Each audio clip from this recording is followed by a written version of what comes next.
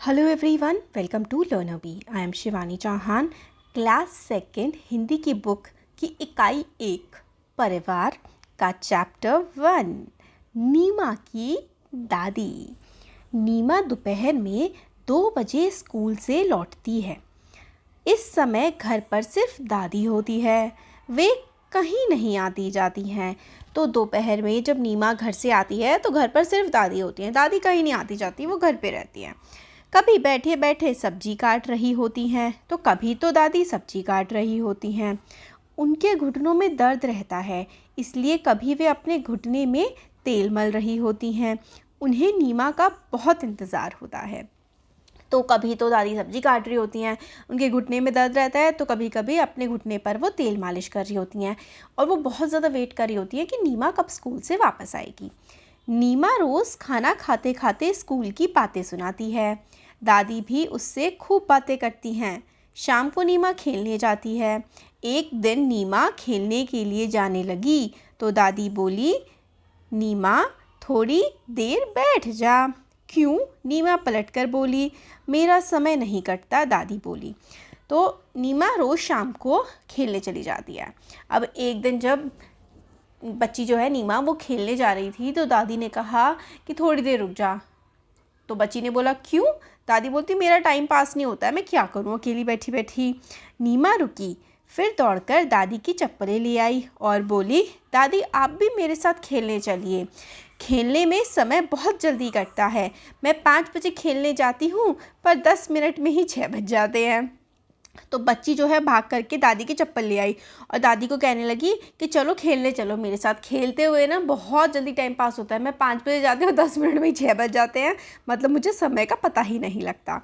दादी ज़ोर से हंसी। फिर वे दोनों खेल के मैदान की ओर चल पड़े और अब दादी को भी नीमा अपने साथ ले गई खेल के मैदान में। तो ये स्टोरी थी नीमा और उसकी दादी की। ये लिखी है शशि सबलोक ने। अब ये बातचीत के लिए है सिर्फ। नीमा की दादी घर पर ही क्यों रहती हैं? अब वो बूढ़ी हो गई हैं, ज़्यादा उनसे बाहर आया जाया नहीं जाता है ना, उनके घुटने में भी दर्द रहता है, इसीलिए वो घर पर ही रहती हैं। मैदान में जाकर दादी ने क्या किया होगा? तो दादी ने नीमा को खेलते हुए देखा होगा। नीमा कहती है, मैं 5 बजे खेलने जाती हूँ पर 10 मिनट में ही 6 बज जाते हैं। क्या आपके साथ भी ऐसा होता है? तो खेलने में इतना मज़ा आता है कि पता ही नहीं लगता समय का। हाँ, होता होगा आपके साथ भी। आप स्कूल से घर जाकर अपना समय कैसे बिताते हैं? तो आप लोग बता सकते हैं। आइए अब कुछ क्वेश्चंस करते हैं। इस कहानी में कौन कौन है? तो इस कहानी में नीमा और दादी हैं, है ना। नीमा और दादी की ये कहानी है। नीमा स्कूल की बातें अपनी दादी को बताती है। आप स्कूल की बातें किसे बताते हैं? तो मैं स्कूल की बातें मम्मी, पापा या जिसको भी आप बताते हैं, अपने भाई बहन, आप उनका नाम लिख सकते हैं। इस कहानी में नीमा और दादी हैं। न और द से शुरू होने वाले कुछ शब्दों की सूची बनाइए। तो आप लोग सूची बना सकते हैं। न से देखिए काफ़ी सारे शब्द शुरू होते हैं, जैसे कि आप जो खाने में खाते हैं, नमक, है ना। और नाली घर के बाहर होती है, और आपकी नाक भी तो है ना। तो ये न से शुरू होने वाले शब्द हैं। द से शुरू होने वाले शब्द होते हैं जैसे कि 10, है ना, 10 को 10 बोलते हैं। जैसे कि बहुत सारे, आपका जो डोर है, दरवाज़ा, है ना। और जब बीमार पड़ जाते हैं तो दवाई, ये सब के सब द से ही तो स्टार्ट होते हैं। आगे देखते हैं। शब्दों का खेल। नीचे कुछ वर्ण और कुछ मात्राएं दी गई हैं, उन्हें जोड़कर अपने शब्द बनाइए और अपनी कॉपी में लिखिए। तो कुछ वर्ण हैं और कुछ मात्राएं हैं, उनको जोड़ करके शब्द बनाने हैं और बताना है। तो आइए करते हैं। जैसे ये है हमारा ताला, तो त, आ और ला, है ना। तो ये है ताला। हाँ, अब ये क्या है? ये है चना, च न और आ, चना। ये है चरखा, च र और खा, है ना, ये चरखा है। ये है चाबी।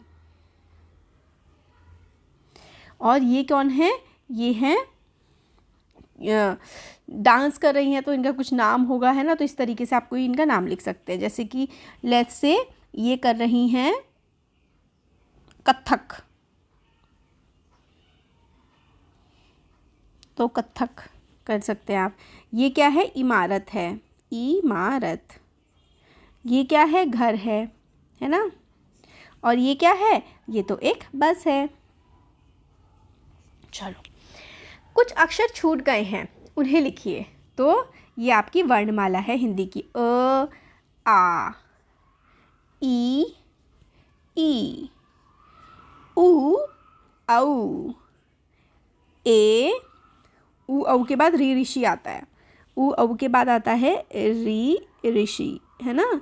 फिर ए और ए, फिर उसके बाद आता है ओ, और उसके बाद आता है औ, है ना। चलो, कहानी में इंतज़ार शब्द आया है, वेट करना किसी के लिए, है ना।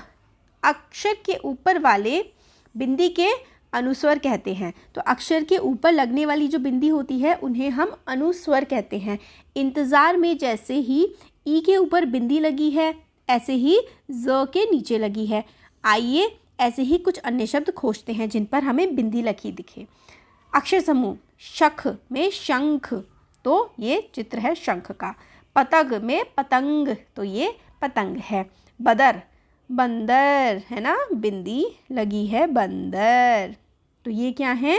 ये हमारे अनुस्वर कहलाते हैं जिनमें बिंदी लगी होती है। मंदिर, है ना, मंदिर के ऊपर भी बिंदी होती है। और अंगूर के ऊपर भी तो एक बिंदी होती है। चलिए, ये हमारा पूरा हो गया चैप्टर कंप्लीट। वीडियो पसंद आई है तो ज़रूर चैनल को सब्सक्राइब करिएगा और फ्रेंड्स के साथ शेयर भी कर दीजिएगा अगर अच्छी लगी है तो। Thank you.